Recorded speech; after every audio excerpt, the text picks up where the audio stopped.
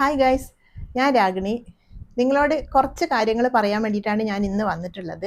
പ്രത്യേകിച്ചും 50-60 വയസ്സൊക്കെ ആയിട്ടുള്ള സ്ത്രീകളോട്. ഇനി 50ലേക്ക് അടുക്കുന്നവർക്കും കാണാം. അവരും ശ്രദ്ധിക്കേണ്ട കാര്യങ്ങൾ തന്നെയാണ് പറയുന്നത്. അപ്പോൾ ഇനി അധികം നീട്ടുന്നില്ല. എല്ലാവർക്കും വീഡിയോയിലേക്ക് സ്വാഗതം.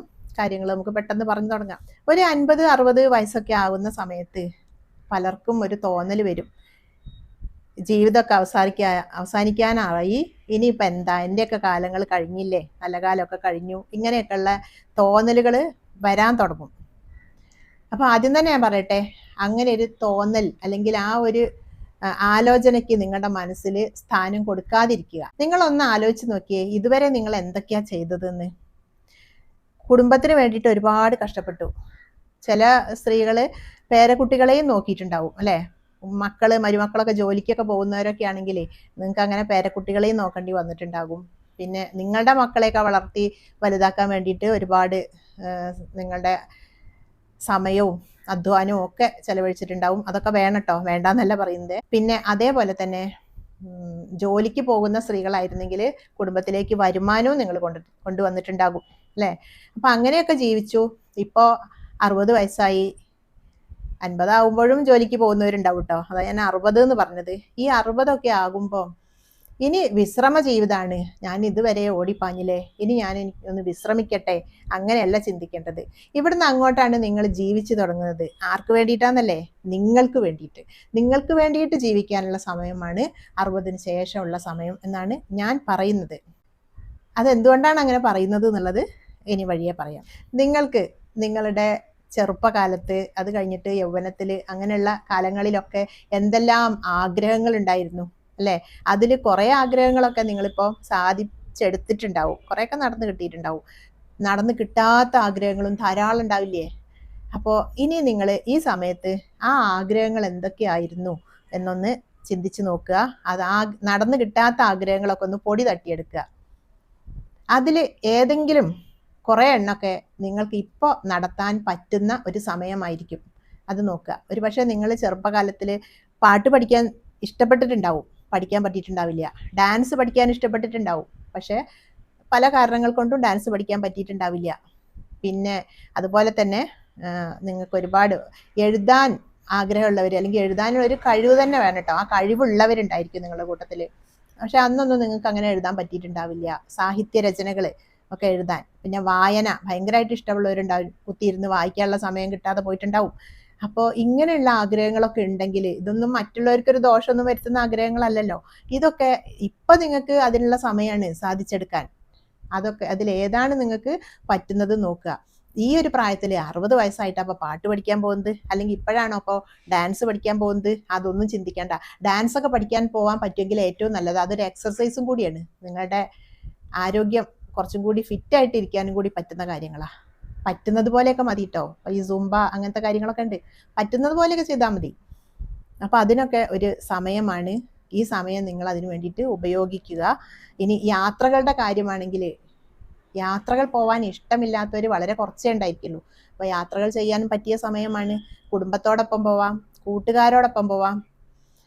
നിങ്ങൾക്ക് പലതരത്തിലും കുറേ ഉണ്ടായിരിക്കുമല്ലോ കൂട്ടുകാർ, നിങ്ങളുടെ കൂടെ പഠിച്ചവരോ, അല്ലെങ്കിൽ പിന്നെ നിങ്ങൾ ഏത് രീതിയിലാണ് നിങ്ങളുടെ പല സംഘടനകളും ഒക്കെ ഉണ്ടല്ലോ ഇപ്പോൾ അല്ലേ. അങ്ങനെ എങ്ങനെയായാലും വേണ്ടില്ല. ഇനിയിപ്പോൾ ഇതൊന്നും ഇല്ലെങ്കിലും ഇഷ്ടം പോലെ ട്രാവൽ പാക്കേജുകൾ ഉണ്ട്. അതിൽ പോകാൻ പറ്റുമെങ്കിൽ അങ്ങനെയും പോയിക്കോളൂ, ഒരു കുഴപ്പമില്ല. അവരോട് ആദ്യ കാര്യങ്ങളൊക്കെ പറഞ്ഞാൽ മതി. ഇത്രയും വയസ്സായ ആളാണെന്നും എനിക്ക് ഇതേ പ്രായത്തിലുള്ള വേറെ ആളുകളുണ്ടോ എന്നൊക്കെ നമ്മൾ ചോദിച്ച് മനസ്സിലാക്കുക.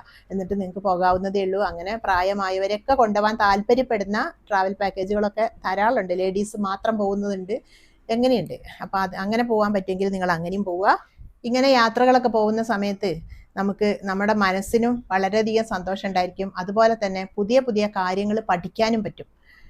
നമ്മൾ പുതിയ പുതിയ ആളുകളെ പരിചയപ്പെടും, പുതിയ സ്ഥലങ്ങൾ കാണാൻ കഴിയും. ഇതൊക്കെ നമ്മുടെ മനസ്സിനും വളരെയധികം സന്തോഷം തരുന്നതായിരിക്കും. നമ്മുടെ ബ്രെയിനിനും നല്ല വർക്കായിരിക്കും. അതുപോലെ ഞാൻ ആദ്യം പറഞ്ഞ പോലെയുള്ള താല്പര്യമുള്ള കാര്യങ്ങളൊക്കെ പഠിക്കാൻ ശ്രമിക്കുന്നത് നമ്മുടെ ബ്രെയിനിനും നല്ലൊരു എക്സർസൈസാണ്. അപ്പോൾ അതൊക്കെ ചെയ്യുന്നതിന് ഇതിലും നല്ലൊരു സമയം ഇനി വരാനില്ല. ഇത് കഴിഞ്ഞതൊക്കെ കഴിഞ്ഞു. പക്ഷെ ഇനി അങ്ങോട്ട് വരുന്നു കരുതണ്ട. ഇപ്പൊ ഈ സമയമാണ് എല്ലാറ്റിനും പറ്റിയ സമയം. ഇനി ഞാനിതൊക്കെ പറയുമ്പോൾ എൻ്റെ കാര്യം കൂടി പറയണ്ടേ. യാത്രകളുടെ കാര്യമാണ് എനിക്ക് പറയാനുള്ളത്. കാരണം എനിക്ക് അതായിരുന്നു ഭയങ്കര ആഗ്രഹം ഉണ്ടായിരുന്നത്. പഠിക്കുന്ന സമയത്തൊക്കെ കുറേ സ്ഥലങ്ങൾ കാണാനും അവിടുത്തെ ജീവിത രീതി മനസ്സിലാക്കാനും അങ്ങനത്തെ കാര്യങ്ങളൊക്കെ എനിക്ക് വളരെയധികം താല്പര്യമുള്ളതാണ്. എനിക്ക് 50 വയസ്സിന് മുന്നേ അധികം യാത്രകളൊന്നും ചെയ്യാൻ പറ്റിയില്ല. കുറച്ചൊക്കെ ചെയ്തിരുന്നു. ഞാൻ കൂടുതലായിട്ട് യാത്ര ചെയ്യുന്നത് ഇപ്പോൾ 56 വയസ്സിന് ശേഷമാണ്. എനിക്ക് ജോലി ഉണ്ടായിരുന്നു. അപ്പോൾ ആ ജോലിയിൽ നിന്ന് റിട്ടയർ ചെയ്തതിന് ശേഷമാണ് ഞാനിപ്പോൾ കൂടുതലായിട്ടും യാത്ര ചെയ്യുന്നത്. പിന്നെ എനിക്കൊരു പ്രയാസം എന്ന് പറഞ്ഞാൽ എൻ്റെ ഹസ്ബൻഡിന് യാത്ര ചെയ്യാൻ വലിയ താല്പര്യമില്ല. അപ്പം എനിക്ക് പോകുമ്പോൾ ഒരു കൂട്ടില്ല. ഞാൻ എൻ്റെ ഫ്രണ്ട്സിൻ്റെ കൂടെയാണ് അധികം പോകുന്നത്. പിന്നെ എനിക്ക് ഏതെങ്കിലും ഒരു വിദേശ രാജ്യങ്ങൾ ഒക്കെ ഏതെങ്കിലും ഒരു രാജ്യം അങ്ങനെ കാണണം എന്ന് ഞാൻ വളരെയധികം ആഗ്രഹിച്ചിരുന്നതാണ്. അപ്പോൾ റിട്ടയർമെൻറ്റിന് ശേഷമാണ് ഞാനൊരു പാസ്പോർട്ട് എടുത്തതും പിന്നെ ഫാമിലി ആയിട്ടും പോയിട്ടോ. എൻ്റെ മോനും മരുമോളും ഹസ്ബൻഡും ഞാൻ അങ്ങനെയൊക്കെ കുറച്ച് യാത്രകളൊക്കെ ചെയ്തു വിദേശ രാജ്യങ്ങളിൽ. പിന്നെ അതിൽ വളരെയധികം ആഗ്രഹിച്ചിരുന്നതാണ് യൂറോപ്യൻ രാജ്യങ്ങൾ കാണണം എന്നുള്ളത്. അങ്ങനെ ആ യൂറോപ്യൻ രാജ്യങ്ങൾ കാണാൻ വേണ്ടിയിട്ട് എനിക്ക് തനിച്ച് തന്നെ പോവേണ്ടി വന്നു. ഞാനൊരു ടൂർ പാക്കേജിലാണ് പോയത്. അപ്പോൾ അങ്ങനെ ആ ആഗ്രഹവും ഞാൻ സാധിച്ചെടുത്തു. 57ാമത്തെ വയസ്സിലാണ് ഞാൻ അങ്ങനെ യൂറോപ്യൻ രാജ്യങ്ങളിലൊക്കെ പോയിരുന്നത്. പിന്നെ ഞാൻ കഴിഞ്ഞ വീഡിയോയിൽ പറഞ്ഞിരുന്നു ഇങ്ങനെ എനിക്ക് സംഭവിച്ച കുറച്ച് അബദ്ധങ്ങളുടെ കാര്യങ്ങൾ. എന്താ വെച്ചാൽ ഇത്രയും പ്രായമാവുന്നവരെ കാത്തിരുന്നു. പിന്നീട് ആരോഗ്യപരമായിട്ട് പ്രയാസം നേരിട്ടു. തേയ്മാനങ്ങൾ, കാൽമുട്ടിന് തേയ്മാനം, നടുവേദന, നട്ടലിന് തേയ്മാനം ഉണ്ടായിട്ട് നടുവേദന ഉണ്ടാവുക, അങ്ങനത്തെ കാര്യങ്ങളൊക്കെ എനിക്ക് കുറച്ചുണ്ടായിരുന്നു. അപ്പം ഞാൻ ആ യൂറോപ്പിലേക്കൊക്കെ പോകുന്ന സമയത്ത് എൻ്റെ കാൽമുട്ടിൻ്റെ തേയ്മാനം വളരെ കൂടി ഒരു ലിഗമെന്റ് അവിടെ പൊട്ടിപ്പോവുകയും ചെയ്തിരുന്നു. അതും കൊണ്ടാണ് ഞാൻ പോയത്. അത്രയും ആ പോകാനുള്ള ആഗ്രഹം എന്നാണ്. ഞാൻ അതിൻ്റെ ഒരു വീഡിയോ ചെയ്തിട്ടുണ്ട് കേട്ടോ, എൻ്റെ ആ യാത്രയുടെ അനുഭവങ്ങൾ വെച്ചിട്ട്. അത് ഞാൻ ഐക്കാർഡ് കൊടുക്കാം, അല്ലെങ്കിൽ വീഡിയോയുടെ അവസാനം കൊടുക്കാം. അതേപോലെ തന്നെ എനിക്ക് ചെറുപ്പത്തിലൊക്കെ വലിയ ആഗ്രഹം ഉണ്ടായിരുന്നു മൂക്ക് കുത്താൻ വേണ്ടിയിട്ട്. അപ്പം ഇതിപ്പോൾ എന്താ ഇത്ര വലിയ പറയാനുള്ളതെന്നല്ല, അന്ന് അങ്ങനെ ആഗ്രഹിച്ചിരുന്നതാണ് മൂക്ക് കുത്താൻ വേണ്ടിയിട്ട്. പക്ഷെ എനിക്ക് മൂക്ക് കുത്തിയിരുന്നില്ല. ഞാൻ പേടിയായിരുന്നു. അന്നൊക്കെ അങ്ങനെ മുള്ളുകൊണ്ട് കുത്തുന്ന ഒരു സംഭവമായിരുന്നല്ലോ. അപ്പോൾ മൂക്ക് കുത്താൻ ഭയങ്കര പേടിയായിരുന്നു. അതുകൊണ്ട് ഈ ആഗ്രഹം ഇങ്ങനെ മനസ്സിൽ വെച്ചു. പിന്നെ കുറേ കഴിഞ്ഞപ്പോൾ അതൊക്കെ പൊടി പിടിച്ച് അങ്ങനെ പോയി ആഗ്രഹങ്ങൾ. നമുക്ക് വേറെ പല അനുഭവങ്ങളും ജീവിതത്തിൽ ഇങ്ങനെ വന്നപ്പോൾ ഇതൊക്കെ പോയി. ഈ മൂക്ക് കുത്താനുള്ള ആഗ്രഹമൊക്കെ അതൊക്കെ ഞാൻ തന്നെ മറന്നുപോയി. പിന്നെ കുറേ കഴിഞ്ഞിട്ട് ഇപ്പോൾ റിട്ടയർമെൻറ്റിന് ശേഷം ഞാൻ ഒരിക്കൽ ഇങ്ങനെ ഒരു മൂക്ക് കുത്തുന്ന കാര്യം എൻ്റെ മരുമോള് അർച്ചനയോട് പറഞ്ഞപ്പോൾ അവൾ എന്നെ പ്രോത്സാഹിപ്പിച്ചു. അവൾ എന്നെ ജ്വല്ലറിയിലേക്ക് കൊണ്ടുപോയി. അങ്ങനെ ഞാൻ 58ാമത്തെ വയസ്സിലാണ് അങ്ങാണ്ടാണ് മൂക്ക് കുത്തിയത്. ഇപ്പം 62 വർഷമായി, 60 വയസ്സായിപ്പോൾ. അപ്പോൾ 2 വർഷം മുന്നെയാണ് ഞാൻ ആ മൂക്ക് കുത്തൽ നടത്തിയത് കേട്ടോ. അപ്പോൾ ഇപ്പം എനിക്ക് സന്തോഷമാണ്. അന്ന് ഞാൻ ചിന്തിച്ചത് എന്താണ്, ഞാൻ ഇപ്പോഴും ഇനി മൂക്ക് കുത്തിയില്ലെങ്കിൽ ഇനിയൊന്നും മൂക്ക് കുത്തലുണ്ടാവില്ല എന്ന് വിചാരിച്ചിട്ട് അങ്ങനെ അങ്ങ് പോയതാണ്.